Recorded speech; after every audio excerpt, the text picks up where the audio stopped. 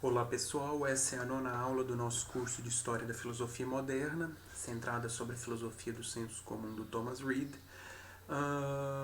Aula passada, a 8ª aula, nós falamos sobre o diagnóstico de Reid do que teria causado o atual estado, né, da filosofia da mente nos séculos 17 e 18, que era um problema de fundamento. A filosofia da mente carecia de um fundamento e Reid agora estaria propondo qual seria o fundamento mais adequado para o estudo dos fenômenos mentais, das atividades e estados da mente. Então, hoje nós vamos falar sobre esse aspecto do fundamento da filosofia da mente, depois de termos falado sobre o método escolhido por Reid, admitido por Reid para se examinar a mente, sobre as ferramentas para se conhecer as faculdades e os poderes mentais. Então, dando continuidade a esse processo de entender a compreensão de Reid da filosofia da mente, nós vamos tratar da questão do fundamento. Fundamento da filosofia da mente. Reid defende que a filosofia deve ser fundada sobre os princípios primeiros do senso comum da humanidade. E esse é um ponto sobre o qual nós temos falado há bastante tempo, desde o início da nossa exposição, que para o Reid a filosofia deve ser fundada sobre os princípios primeiros do senso comum. Esse é o fundamento da filosofia da mente, assim como em vários outros campos do conhecimento humano, não apenas no exame dos fenômenos mentais, mas em outros âmbitos do conhecimento. E aqui, aqui é uma distinção didática que eu faço para que a gente possa compreender essa fundamentação da filosofia da mente do ponto de vista do Reid. Eu penso em distinguir. Eu acho que fica mais claro se nós distinguirmos entre a forma e o conteúdo desse fundamento. E o que eu quero dizer com isso? Como eu disse, o Reid não faz essa distinção, é apenas para fins didáticos. A forma como se estruturará esse fundamento é a seguinte. Para o Reid, o primeiro passo no que diz respeito ao fundamento é estabelecer quais são os termos, explicar os termos que serão empregados na investigação, como por exemplo, o que quer dizer mente, o que quer dizer poder, o que quer dizer faculdade, o que quer dizer cada uma das faculdades que serão sobre as quais serão tratadas, e também apontar quais são os princípios primeiros. Então esta é a forma do fundamento. Estabelecer os termos da investigação, a explicação ou a definição dos termos e apontar quais são os princípios primeiros. Essa é a forma. E o conteúdo? Então, o conteúdo, tanto das definições dos termos quanto de quais são os princípios, esses conteúdos serão dados pelo senso comum. Então, dizer o que significa mente, por exemplo, será algo que será indicado pelo senso comum. E os princípios da filosofia da mente também serão, do ponto de vista do conteúdo, indicados pela própria constituição original da mente, o senso comum. Eu não sei se ficou claro, mas então existe uma forma do fundamento e existe o conteúdo. A forma qual é? Apontar os termos da investigação e os princípios sobre os quais a investigação será apontada, será empreendida. E do ponto de vista do conteúdo é o senso comum. O senso comum que vai nos indicar como devemos usar o termo mente, o que mente quer dizer, e também os princípios, quais princípios nós devemos assumir como princípios da filosofia da mente. Então tem essa separação apenas para que fique um pouco mais claro os pontos que serão desenvolvidos de agora em diante. E também há uma separação importante, porque do ponto de vista da forma, essa separação é importante para que a gente entenda a justificação desse fundamento. O que eu quero dizer? Do ponto de vista da forma, o Reid vai dizer que a filosofia da mente deve começar pela definição dos termos e pelo estabelecimento dos princípios primeiros, essa forma, porque essa forma de investigar, de fazer ciência, foi muito bem sucedida em outros âmbitos do conhecimento, mais especificamente na matemática e na filosofia da natureza. Então, o que justifica a escolha desta forma de fundamentação, como explicação dos termos, definição dos termos e apontamento dos princípios primeiros, é o sucesso deste fundamento na matemática e na filosofia da natureza. Por outro lado, o que justifica os conteúdos, eu dizer que mente significa um substrato que opera, que realiza operações mentais. Isso, segundo ele, é algo que a própria constituição original da mente nos leva a compreender o termo dessa maneira. O que queremos dizer com mente? Mente é aquilo que pensa, que opera, isso faz parte do senso comum. Então, o que justifica nós definirmos mente dessa forma é o senso comum. Espero que vocês tenham compreendido. É claro que ao longo da exposição eu vou voltar a esses pontos e vai ficar um pouco mais claro, mas de início é isso. O fundamento tem uma forma e um conteúdo. Do ponto de vista da forma, é justificado pelo sucesso desse fundamento no âmbito da matemática e da filosofia da natureza, da física. Do ponto de vista do conteúdo, é o próprio senso comum que justifica tanto a definição, a explicação dos termos, quanto quais são os princípios os princípios primeiros da investigação. E aqui um breve parênteses, espero que seja breve, eu não quero me perder nessa exposição. Um ponto que talvez seja interessante notar é que, do ponto de vista da filosofia, da epistemologia contemporânea, o Reid seria entendido como um fundacionalista. Bom, ele não é original nesse ponto porque nós temos, por exemplo, acredita-se assim na literatura secundária, na história da filosofia, pelo menos do ponto de vista mais tradicional, Aristóteles já teria sido uma espécie de fundacionalista, o Descartes seria uma espécie de fundacionalista por excelência, e Reid estaria nesse mesmo campo de autores que são fundacionalistas. Isso, grosso modo, o fundacionalismo é uma teoria da justificação epistêmica, isso do ponto de vista contemporâneo. Claro que Reid, nem Descartes, muito menos Aristóteles, falou em termos de fundacionalismo.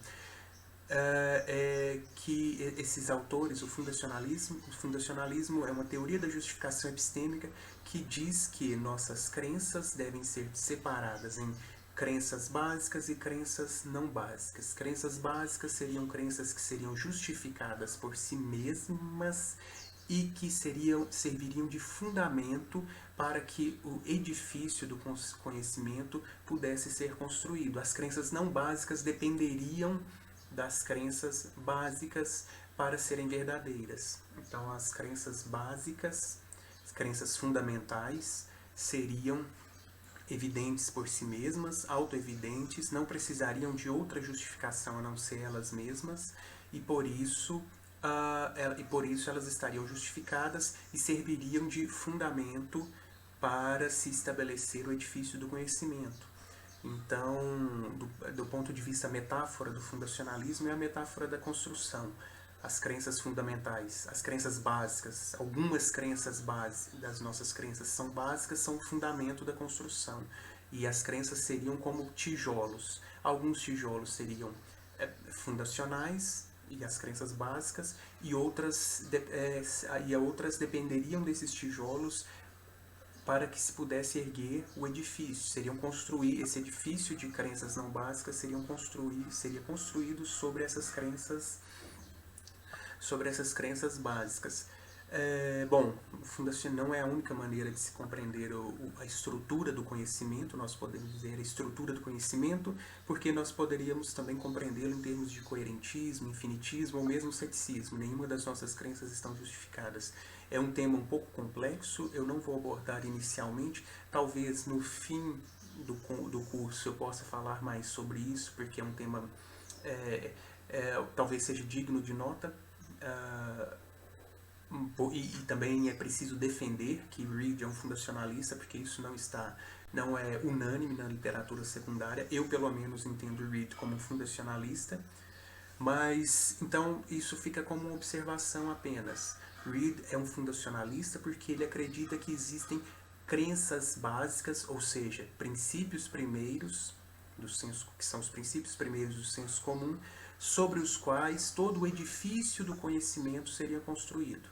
Então, do ponto de vista dessa metáfora da construção, os princípios primeiros são os tijolos fundamentais, a base sobre a qual tudo será construído. Espero que fique um pouco mais claro e que não tenha confundido muito, porque é apenas uma observação que do ponto de vista da filosofia contemporânea. Então, a forma do fundamento é o estabelecimento das definições precisas dos termos empregados na investigação e também o estabelecimento dos axiomas ou princípios primeiros sobre os quais os raciocínios devem ser construídos. E o conteúdo, o senso comum determinará as definições precisas dos termos e o senso comum também determinará os axiomas ou princípios primeiros. Então isso eu já tinha falado um pouco. Do ponto de vista do fundamento, então existe a forma, existe o conteúdo, e essa é uma distinção minha para esclarecer a compreensão do Reid do fundamento da filosofia da mente, uma distinção meramente didática e que não se encontra propriamente dita no texto do Reid, ele não faz essa separação. Então, o sucesso da aplicação desse fundamento. O que justifica Reid é a própria história do progresso do conhecimento humano, a definição dos termos e o estabelecimento de axiomas ou princípios primeiros foi o que permitiu o progresso da matemática e da filosofia natural, eliminando todos os sofismas e opiniões contraditórias e lhes trazendo estabilidade.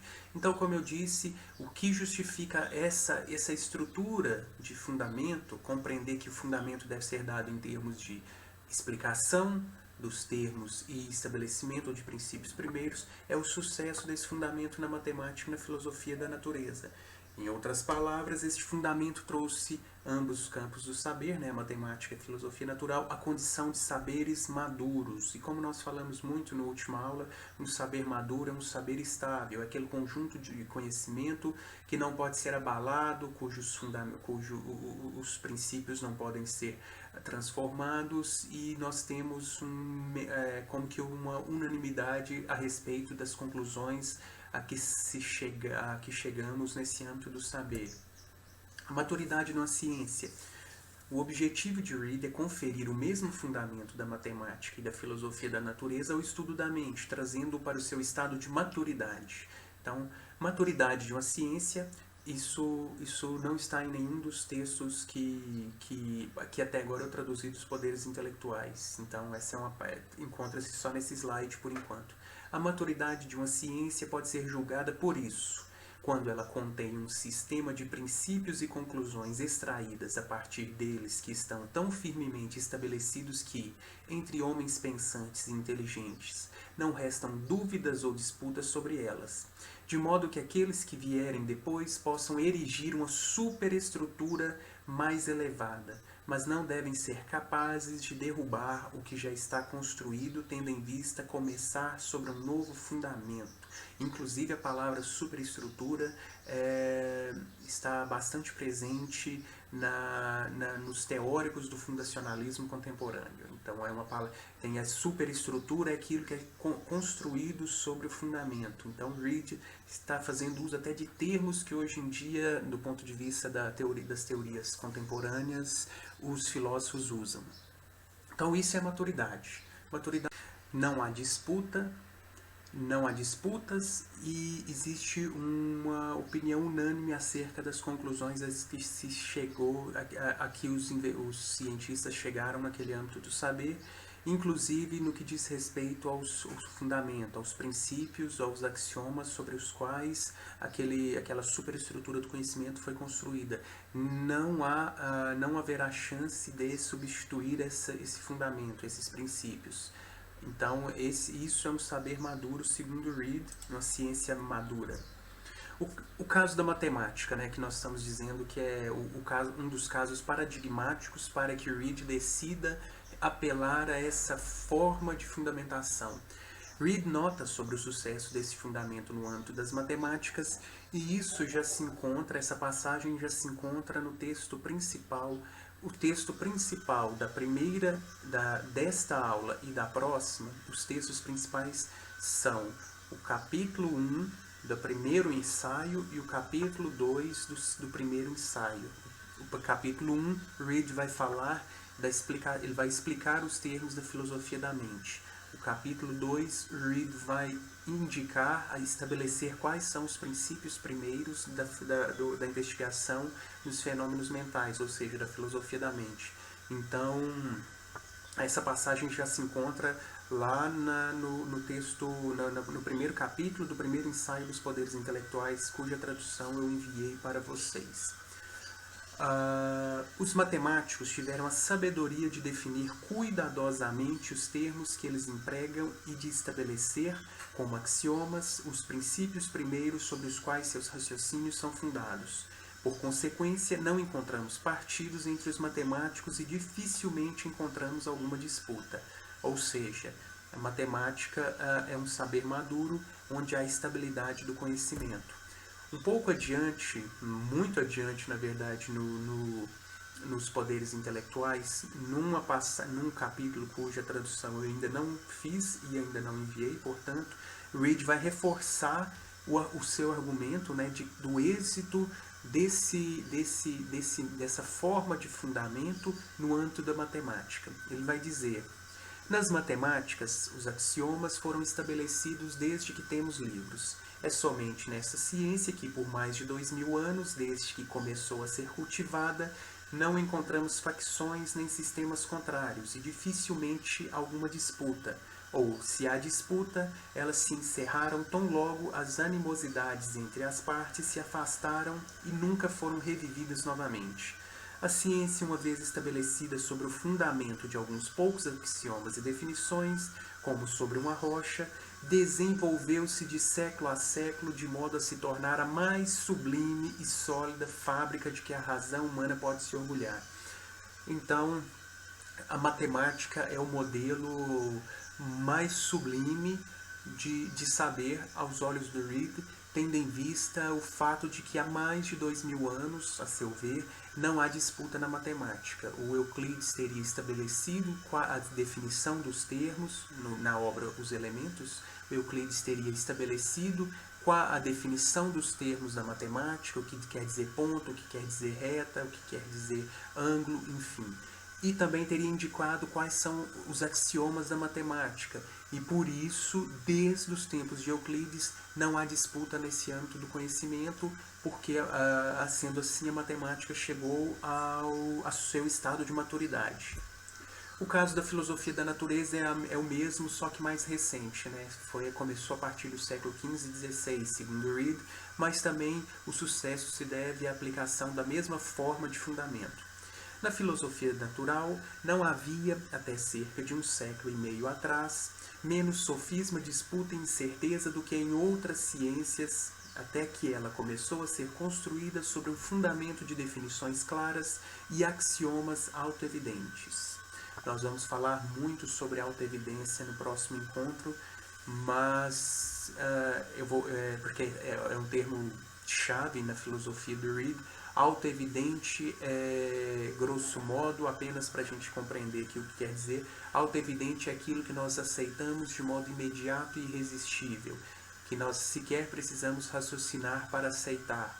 É uma crença imediata, porque não depende de raciocínio, é um juízo imediato que não depende de raciocínio e é irresistível, nós não podemos julgar de outra forma. Por exemplo, a todos nós que somos capazes de compreender a proposição 2 mais 2 são 4, isso é autoevidente. A gente não precisa raciocinar somando 2 com 2 para ter certeza que 2 com 2 são 4. Nós aceitamos isso imediatamente e irresistivelmente. Diferentemente de uma crença, de um juízo errado, como por exemplo, 2 com 2 é 5. Nós não aceitamos a verdade dessa proposição. Vocês entendem? Então, autoevidente é isso. Quando você aceita algo imediatamente e você não pode deixar de aceitar porque é irresistível. Isso, claro, do ponto de vista da filosofia do Reid, e é um ponto sobre o qual eu vou falar mais um pouco na próxima aula, na próxima exposição. Desde esse tempo, esta ciência cresceu aceleradamente, as disputas cessaram, a verdade prevaleceu e ela progrediu muito mais em 2 séculos do que nos últimos 2000 anos. Então, o sucesso da aplicação dessa forma de fundamento na filosofia da natureza fez com que ela, em 2 séculos, chegasse ao estado de maturidade a que a matemática havia chegado 2000 anos antes, segundo Reid. Então, por isso, Reid quer aplicar este mesmo fundamento, essa mesma forma de fundamento, no âmbito da filosofia da natureza. Mais uma vez, lá no 6º ensaio, também numa passagem que eu não enviei para vocês ainda, Reid vai reforçar esse ponto. Olha, como na filosofia da natureza, a aplicação desse fundamento trouxe benefícios e a tornou um saber respeitável. Os infindáveis desacordos, nesse âmbito do saber, em cujo seio vigorou durante muito tempo infindáveis debates, permanecendo em um estado flutuante, ou seja, oscilante, onde nada estava estabelecido, ao longo de séculos, cessaram com o estabelecimento dos princípios primeiros. Lord Bacon, Francis Bacon, primeiro delineou o único fundamento sólido sobre o qual a filosofia natural pode ser construída, e Sir Isaac Newton reduziu os princípios estabelecidos por Bacon em 3 ou 4 axiomas que ele chamou Regulae Philosophandi, que nós já falamos a respeito algumas aulas atrás. A partir destes, junto com fenômenos observados pelos sentidos, que ele do mesmo modo estabelece como princípio primeiro, ele deduz mediante um raciocínio estrito as proposições contidas no 3º livro de seus princípios e em sua ótica. Mediante estes meios, ele erigiu uma fábrica naqueles 2 ramos da filosofia natural, que não está sujeito. Ele erigiu uma fábrica naqueles 2 ramos da filosofia natural, que não está sujeita a ser sacudida pela disputa duvidosa, mas permanece imóvel sobre a base de princípios autoevidentes.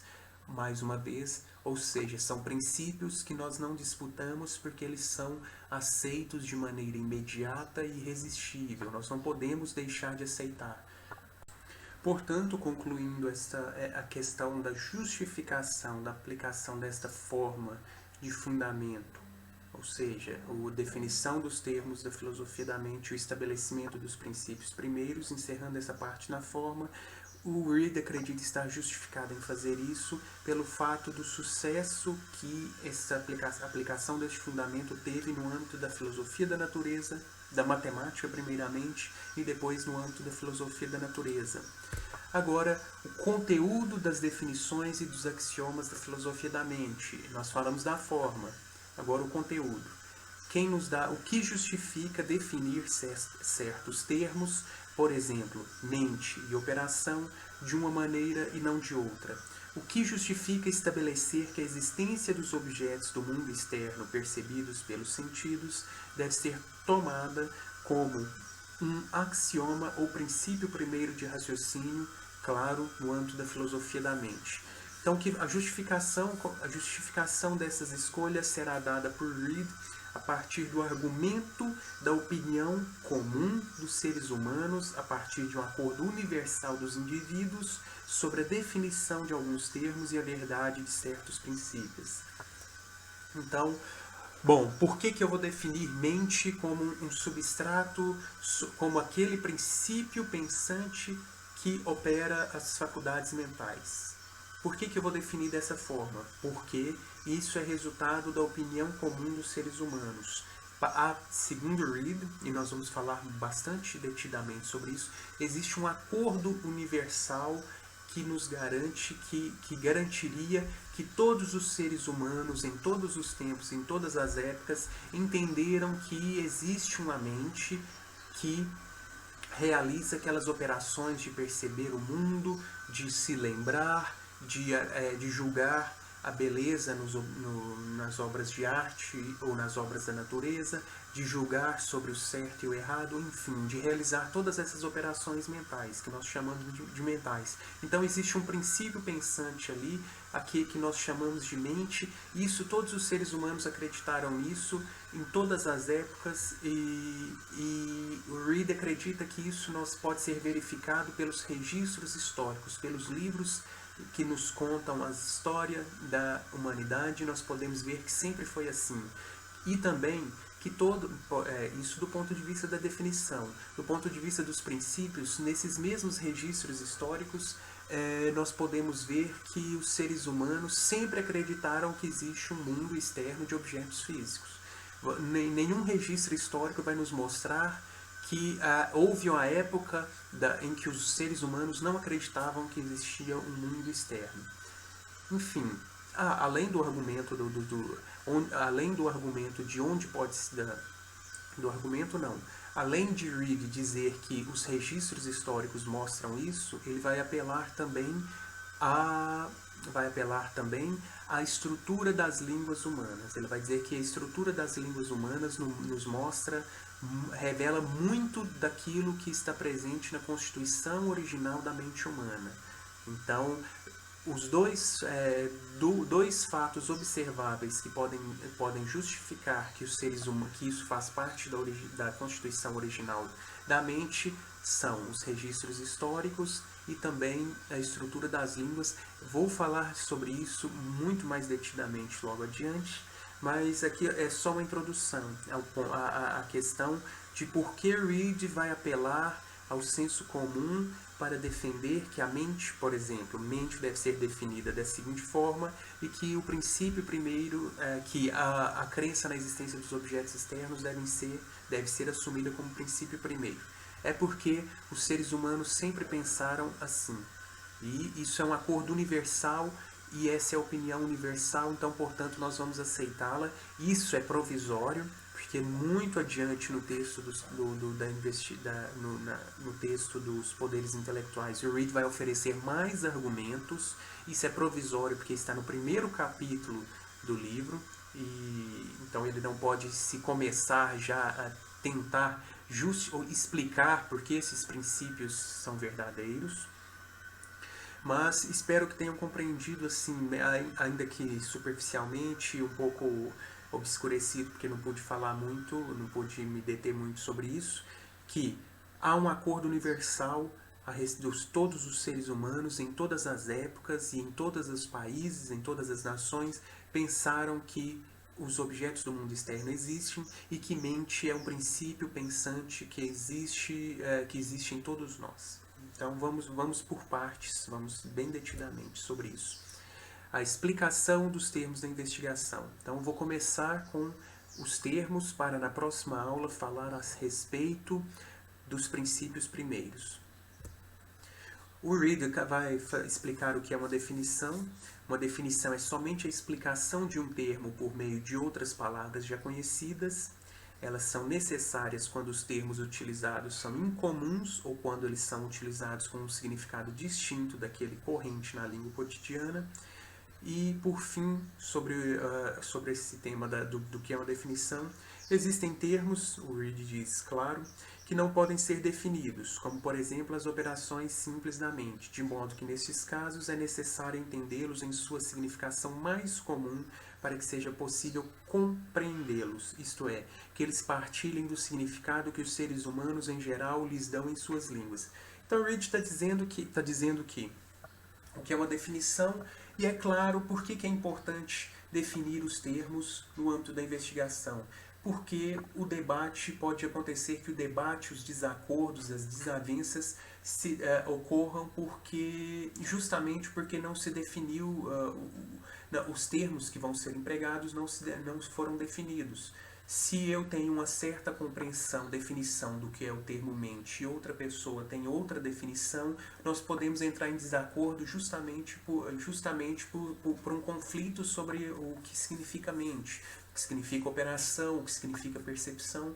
Então é importante definir para se ter clareza do objeto sobre o qual se está falando e que para que possas, a partir dessas definições, raciocinar de maneira muito próxima um e outro sobre esse objeto. Então, por isso, a importância das definições. A definição das palavras na filosofia da mente, perdão pelo erro. Não há matéria na qual frequentemente há mais ocasião para usar palavras que não podem ser logicamente definidas do que no tratamento dos poderes e operações da mente. As operações mais simples de nossas mentes devem ser todas expressas por palavras de seu tipo. Nenhum homem pode explicar por uma definição lógica o que é pensar, aprender, acreditar, querer, desejar. Todo homem que compreende uma língua tem uma noção do significado dessas palavras. Então, o que o Reid está dizendo é que existem palavras que não podemos definir, como pensar, aprender, acreditar, querer. Isso a gente não pode definir. Contudo, isso não é um problema. Por quê? Porque a opinião comum dos seres humanos existe universalmente. Todos nós sabemos, como que intuitivamente, o que quer dizer pensar. Você não precisa definir porque todos nós sabemos. E nós devemos usar a palavra pensar justamente nesse sentido em que todos nós estamos de acordo. Todo homem que é capaz de reflexão, ao prestar atenção às operações de sua própria mente, que são significadas por essas palavras, ou seja, pensar, aprender e etc., pode formar uma noção clara e distinta delas. Contudo, elas não podem ser logicamente definidas. Então, o que não pode ser definido, o senso comum nos dá a definição. Então, espero que isso esteja claro. O termo mente. Mente, é claro, é aquilo que pensa, que opera, que realiza essas operações mentais, que percebe, que se lembra, que julga, que raciocina, que abstrai, que acredita, enfim, isso é o princípio pensante. Entendemos pela palavra mente de um homem aquilo que nele pensa, lembra-se, raciocina, deseja. A essência de ambos, do corpo e da mente, é-nos desconhecida. Conhecemos certas propriedades do primeiro e certas operações do segundo, e somente por essas podemos definir ou descrevê-los. Definimos o corpo como aquilo que é extenso, sólido, móvel e divisível. De modo semelhante, definimos a mente como aquilo que pensa. Estamos conscientes de que pensamos e que temos uma variedade de pensamentos de diferentes tipos, tais como ver, ouvir, lembrar-se, deliberar, resolver, amar, odiar e muitos outros tipos de pensamento que somos ensinados pela natureza a atribuir a um princípio interno. Então a mente é um princípio interno que pensa. E pensar são todos esses modos de pensamento aos quais ele se referiu agora. E este princípio interno de pensamento é este princípio interno de pensamento que chamamos mente ou alma de um homem. Então, Reid está definindo mente, parece um pouco fora de propósito, porque todos nós, segundo Reid, entendemos intuitivamente o que quer dizer mente, mas o Reid tem em vista, quando ele está falando sobre isso, se detendo sobre a explicação do termo mente, ele tem em vista a filosofia do Reid, do Hume. Então, de acordo com a leitura do Hume, de acordo com a leitura do Reid, do Tratado do Hume, o Hume estaria negando a existência de um princípio pensante, uma mente.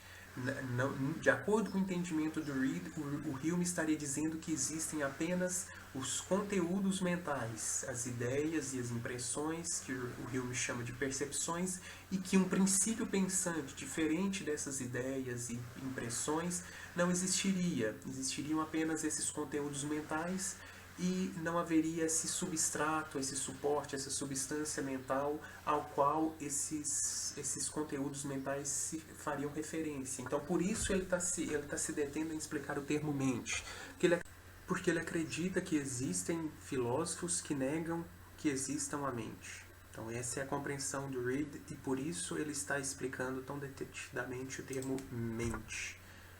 É importante, fundamentalmente, a atividade. É importante ressaltar que a mente difere-se dos corpos, entre tantas outras razões, por ser um princípio ativo. Todas as características dos corpos revelam que eles são seres mortos e inativos, mas a mente é, por sua própria natureza, um ser vivo e ativo.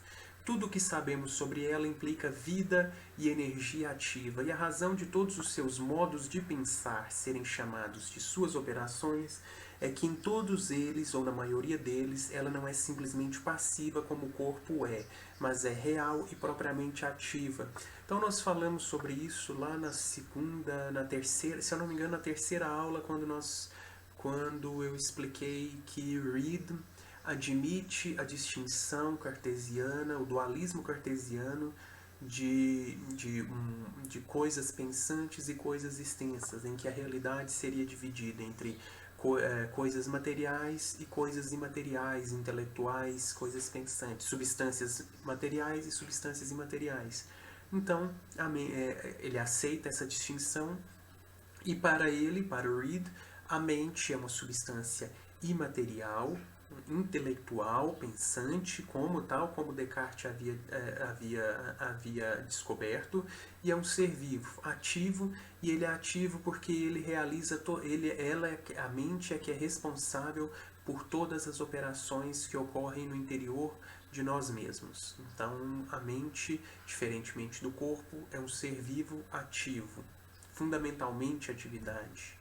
O termo operação. Reed diz: entendemos por operações da mente todos os modos de pensar dos quais estamos conscientes. E aqui, o Reed não apenas aceita a distinção cartesiana entre substância pensante e substância extensa, como ele também adota o jargão metafísico do Descartes, que o Descartes teria admitido de filosofias anteriores, em distinguir a substância, em dizer que os modos, que as operações da mente são como que modos de uma substância. A substância é o princípio pensante e os modos dessa substância são os diversos tipos de pensamento. Por exemplo, o perceber, o lembrar-se, o raciocinar, isso tudo está presente no Descartes. E também, então as operações são os modos de pensamento. Então, existe uma substância pensante e o seu modo é o lembrar-se, o recordar, o perceber, o raciocinar, o acreditar, o julgar. Todas as ações empreendidas pela mente de modo consciente são chamadas por Reed de operações mentais. O estar consciente, o lembrar, o perceber, o conceber, por exemplo, são todos modos de pensar e por isso são denominados como operações da mente. E Reed diz: a mente é, por sua própria natureza, um ser vivo e ativo. Tudo o que sabemos sobre ela implica vida e energia ativa. Em todos eles, ou na maioria deles, e esta é a razão pela qual todos os seus modos de pensar são chamados suas operações, a mente não é meramente passiva como o corpo, mas é realmente e propriamente ativa. Então, existe a substância pensante, a mente, e existem os modos do pensar, ou seja, as operações. O termo poder, e aqui é importante fazer uma distinção entre poder e faculdade, porque ainda que toda faculdade seja um poder da mente, nem todo poder da mente é uma faculdade, que pode ser um hábito ou uma capacidade. Na condição de ser caracteristicamente ativa, a mente opera e, para tal, é preciso que haja um poder para operar. As palavras poder e faculdade, frequentemente utilizadas ao se falar da mente, precisam de pouca explicação. Toda operação supõe um poder no ser que opera, pois supor que algo que opera não possui poder é manifestamente absurdo. Poder, então, é essa capacidade de exercer exercer uma atividade, nesse caso, mental. Contudo, por outro lado, não há absurdo em supor que um ser que tem o poder de operar quando não está operando. Poder é o que permite as operações da mente mesmo quando esta não está operando. Poder é o que permite as operações da mente mesmo quando esta não está operando. Este é um ponto para o qual o filósofo se preocupa em chamar a atenção. Se por um lado toda operação da mente depende da exerção de um poder, por outro, a inoperação da mente não implica a inexistência de um poder para operar. Então, é claro que porque você está sentado, se você está sentado, é claro, você tem o poder de caminhar, mas se você está sentado, isso não quer dizer que você não tem esse poder. É mais ou menos isso que o Reed está dizendo. Não é porque eu não estou a me lembrar agora que eu não tenho a capacidade, o poder de me lembrar. Os termos faculdade, hábito e capacidade. Poder e faculdade não são termos intercambiáveis. Se todas as operações das faculdades decorrem de poderes, nem todos os poderes implicam na operação de alguma faculdade. Reed estabelece a distinção entre faculdades e hábitos mentais. Tanto as faculdades quanto os hábitos decorrem da exerção de um poder, ou seja, para se operar uma faculdade ou um hábito, você precisa desse poder precedente, que é essa capacidade de exercer uma faculdade ou um hábito. Apreendo que a palavra faculdade é aplicada mais propriamente para aqueles poderes da mente que são originais e naturais e que fazem parte da constituição da mente. Ou seja, a faculdade de perceber o mundo, a faculdade de lembrar-se, a faculdade a faculdade de estar consciente. Consciência, percepção e memória são faculdades porque isso é original e natural na mente humana.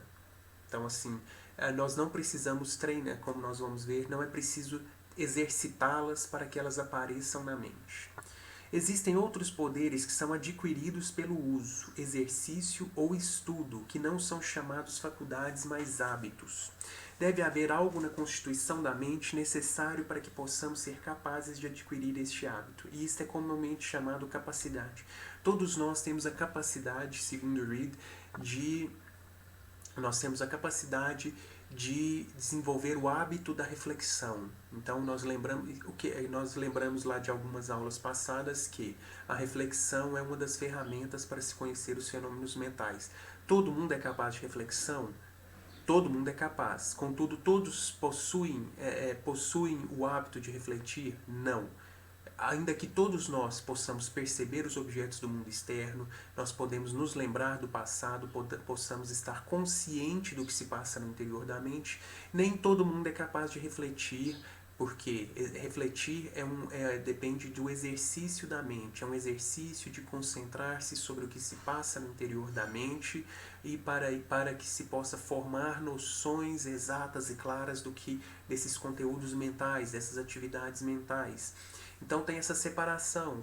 E Reid, infelizmente, esse é um dos pontos em que ele não é muito claro, porque existem alguns poderes da mente que eu não estou certo se nós podemos classificar como faculdade ou como hábito. Como, por exemplo, o poder do raciocínio.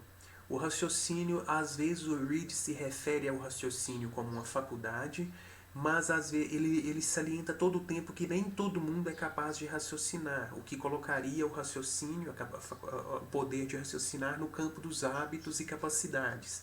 Do mesma maneira, a faculdade moral. A faculdade moral e o gosto, que é a faculdade estética de julgar o belo e a fealdade, também ele não está muito claro se são faculdades ou hábitos, porque às vezes ele fala como se fossem faculdades, se todos nós exercêssemos esses poderes de maneira original e natural, mas às vezes ele fala que é preciso desenvolvimento, exercício, ou seja, que tanto a faculdade moral quanto a faculdade estética seriam hábitos. Então isso é um ponto que não está muito claro na filosofia do Reid. Eu tendo a entender que ele quer dizer que são hábitos, que são no final, ainda que ele se refira de uma maneira um pouco obscura a essas faculdades, eu acho que são hábitos. Porque são muitas ocasiões em que ele fala, olha, nem todo mundo é capaz de julgar o certo e o errado. Se a pessoa não cultivar a sua mente, ela nunca vai saber distinguir o certo e o errado. Ela não vai ser capaz de emitir os mais básicos juízos morais. E o mesmo sobre os juízos estéticos, os juízos sobre o belo e o feio. Seres humanos não serão capazes, se ele não exercitar, se ele não trabalhar com esses poderes, se ele não tiver exemplo. Então, por enquanto, vamos ficar assim: faculdades da mente, percepção, memória e consciência. Isso está muito claro que todos nós dispomos dessas capacidades. Hábitos. Eu, particularmente, diria que tanto o raciocínio e inclusive a capacidade de abstração parece ser um hábito, a abstração. O raciocínio, a abstração, a faculdade moral, que o Reid chama de consciência também, a consciência moral, e a faculdade moral, o gosto, a faculdade estética, o gosto, seriam hábitos, porque nem todos nós seríamos capazes de exercer esses poderes sem o devido treinamento, sem o devido exercício, sem a observação de outras pessoas realizando julgamentos desse tipo, ou seja, sem cultivar as nossas mentes. Então, então nem todo, para terminar, para encerrar esse ponto, a mente é dotada de poderes. Nem todo poder é uma faculdade, porque esse poder pode ser também um hábito, ou seja, depender de exercício e atividade, treinamento para que ele possa ser exercitado. exercido, nesse caso. Na mente e externas à mente. Aqui a distinção cartesiana entre substância mental e corporal e modos mentais e atributos corporais. Então aqui ele, mais uma vez, ele está seguindo o Descartes, como eu já havia dito, que ele aceita a distinção, o dualismo cartesiano entre substância pensante e substância extensa. Os poderes, faculdades e operações da mente são coisas na mente. Tudo aquilo de que a mente é sujeito é dito estar na mente. É autoevidente, ou seja, todos nós aceitamos isso de modo imediato e irresistível, e a gente nem precisa raciocinar para chegar a essa conclusão. É autoevidente que há algumas coisas que não podem existir sem um sujeito ao qual elas pertencem e do qual elas são atributos. Portanto, a cor deve estar em algo colorido, a figura em algo figurado. O pensamento só pode estar em algo que pensa. A sabedoria e a virtude não podem existir senão em algo que é sábio e virtuoso. Quando, portanto, falamos de coisas na mente, entendemos por isso coisas das quais a mente é o sujeito. Excetuando a própria mente e as coisas na mente, todas as outras coisas são ditas externas. Deve-se lembrar, portanto, que essa distinção entre coisas na mente e coisas externas não pretende significar o lugar das coisas de que falamos, mas seu sujeito. Então eu já havia falado agora há pouco sobre como Reid aceita a metafísica cartesiana nesses pontos. Então o que ele está dizendo é que todas as qualidades, todos os atributos, eles devem existir em alguma coisa. Existe a substância. Se é uma substância pensante, os modos, os atributos dessa coisa serão os seus modos de pensar. Se é uma substância material, os seus atributos serão as qualidades corporais, as cores, os sons, o gosto, enfim, o que nós aprendemos pelo tato. Então, o Reid admite aqui, tanto quanto eu sei, eu acredito que ele admite a metafísica cartesiana integralmente. Mais uma vez, recapitulando, a realidade é dividida em substâncias, substância intelectual, pensante, e substância corporal, extensa. Os modos existem modos mentais que dependem da substância mental, ou seja, as operações não podem existir, operações mentais como o perceber, o lembrar-se, sem essa substância, que é o sujeito, da mesma maneira que os atributos, como a extensão, as cores, os sons, não podem existir sem uma substância material, um sujeito. Então, existe um sujeito de aderência de atributos, no caso de uma substância corporal, e modos, no caso de uma substância mental. Mas isso tudo está no Descartes e o Reid parece aceitar integralmente esses pontos. Por fim, encerrando essa exposição, o termo pensar. O pensar é o modo da substância pensante. Pensar é uma palavra muito geral que inclui todas as operações de nossas mentes e é tão bem entendida que não precisa ser definida. Perceber, lembrar-se, estar consciente, conceber ou imaginar são palavras comuns aos filósofos e ao vulgo. Elas significam as diferentes operações da mente que são distinguidas em todas as línguas e por todos os homens que pensam. Devo esforçar-me para usá-las nas suas acepções mais comuns e próprias, ou seja, segundo o acordo universal, ou segundo como a grande parte da humanidade pensou em todas as épocas, em todos os tempos, em todas as nações. Perceber é uma coisa, lembrar-se é outra, estar consciente, conceber, imaginar. Todos nós sabemos o que é isso e não precisamos definir, porque nós vamos usar nesse sentido que todos nós utilizamos na vida comum. Visto que penso que elas são dificilmente capazes de definição estrita. Então, espero que tenha ficado claro essa primeira parte da exposição sobre a fundamentação da filosofia da mente. que os termos que o Reid vai utilizar na sua investigação dos fenômenos mentais, na filosofia da mente, são, em sua maior parte, eles serão compreendidos na sua acepção mais comum, ou seja, naquela maneira em que mesmo os iletrados, os não acadêmicos, os não filósofos compreenderiam. A mente é o princípio pensante, operação são aquelas atividades que a mente realiza, o perceber, o lembrar-se, o estar consciente, o conceber, o imaginar, são essas atividades que todos nós sabemos o que significam, apesar de não sermos capazes de definir. E isso tudo nós podemos estar certo disso porque que essas definições são adequadas, porque existe um acordo universal.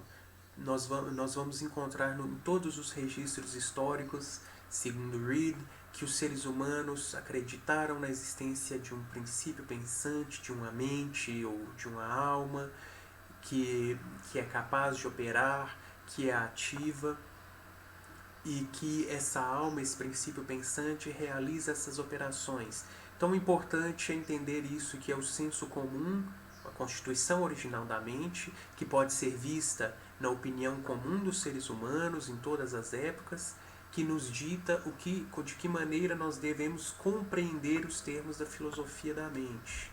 E espero também que vocês tenham compreendido essa proposta didática de separar entre a forma e o conteúdo da fundamentação, do fundamento da filosofia da mente, que, do ponto de vista da forma, o que justifica nós entendemos o fundamento como a definição ou explicação dos termos e o estabelecimento dos princípios, é o sucesso da aplicação deste fundamento em dois campos do saber, a matemática, 2000 anos antes de Reid, segundo ele próprio, e na filosofia da natureza, 200 anos antes dele, e teve em ambos os campos do saber, esse fundamento foi aplicado com êxito, então, portanto, ele está justificado em trazê-lo para o âmbito da filosofia da mente.